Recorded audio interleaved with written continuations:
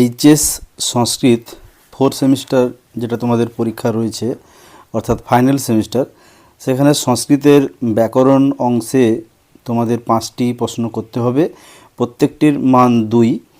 তো ওখানে তোমাদের যে সিলেবাস রয়েছে কারক, সমাস এবং প্রত্যয়, তো সেগুলোর আমি সাজেশান দিয়েছি ইতিমধ্যে। তো ওখানে তোমাদের প্রত্যয়ও থাকবে, আবার অর্থপার্থক্যও থাকবে। তো টাইপটা কেমন হবে সেই এক কথায় প্রকাশ এবং অর্থপার্থক্য সেটাই আমি তোমাদেরকে বলছি।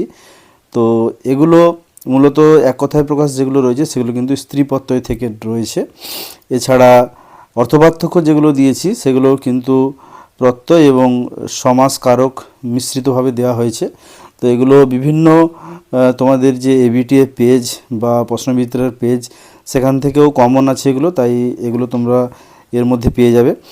আর তোমাদের যে আমি সাজেশান দিয়েছিলাম কারক, সমাস আর প্রত্যয়, তো সমাসের যেটা তোমাদের ব্যাসবাক্য রয়েছে সেই ব্যাসবাক্যটাই তোমাদের এক কথায় প্রকাশ পড়বে। যেমন ধরো উদাহরণ পঞ্চানাং বটানাং সমাহার, তো সেটা কী হবে না পঞ্চবটি, এরকম কিন্তু এক কথায় প্রকাশ পড়তে পারে।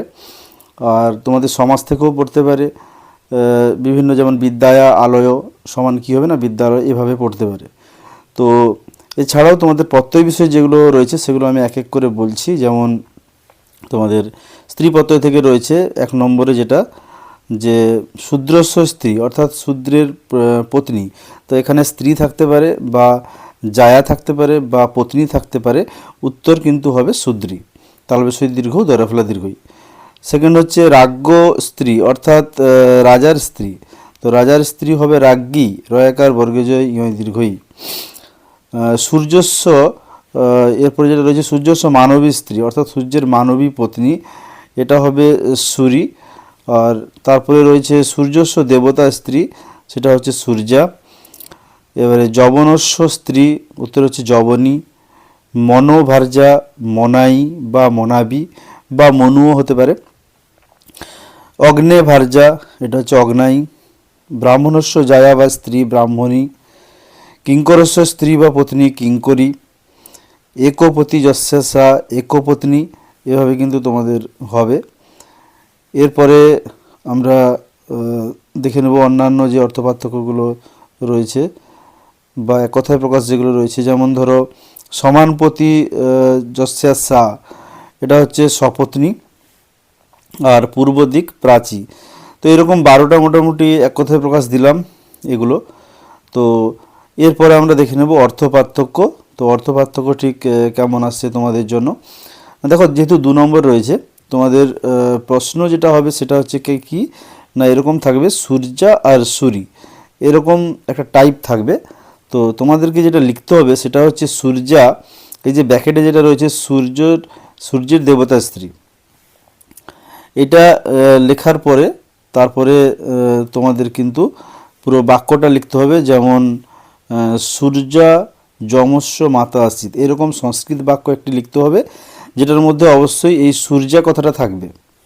তারপরে আছে সূরি, তো এটা একটাই প্রশ্ন, সূরি তোমাদের ব্যাকেটে লিখতে হবে, এর মানে সূরি হচ্ছে সূর্যের মানবী স্ত্রী, এটা ব্যাকেটে থাকবে। তারপরে সূরি দিয়ে একটা বাক্য, যেমন কুন্তি সূরি কর্ণস্য জননী আসিত। তো এইভাবে লিখলে তবে গিয়ে তোমরা 2 পাবে, শুধু তোমরা অর্থ লিখলে পাবে না বা শুধু বাক্য লিখলেও পাবে না।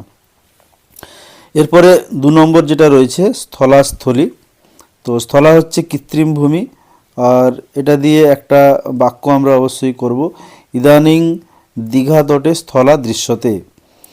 এরপরে রয়েছে স্থলী, স্থলী কি না অকৃত্রিম ভূমি, বাক্য হচ্ছে হিমালয়ে পুষ্পপূর্ণা স্থলী দৃশ্যতে। এরপরে আমরা দেখব আরও একটি অর্থপার্থক্য, যেমন ক্ষত্রিয়া ক্ষত্রিয়ী, তো ক্ষত্রিয়া হচ্ছে কি না ক্ষত্রিয়া জাতীয় নারী, বাক্য হচ্ছে ইয়ং কন্যা ক্ষত্রিয়া। আবার ক্ষত্রিয়ী ক্ষত্রিয়ের স্ত্রী বা পত্নী, বাক্য হচ্ছে ক্ষত্রিয়ী গৃহকার্যং করতি, করতি বানান হবে ক রয়কার তয়স্যই।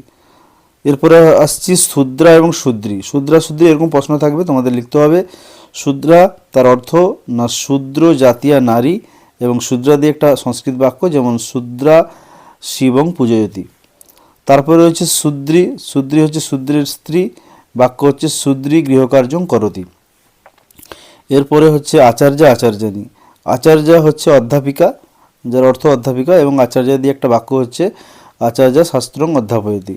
আবার আচার্যানী রয়েছে, যার অর্থ হচ্ছে আচার্যের পত্নী, বাক্য হচ্ছে আচার্যানী আচার্যং সেবতে।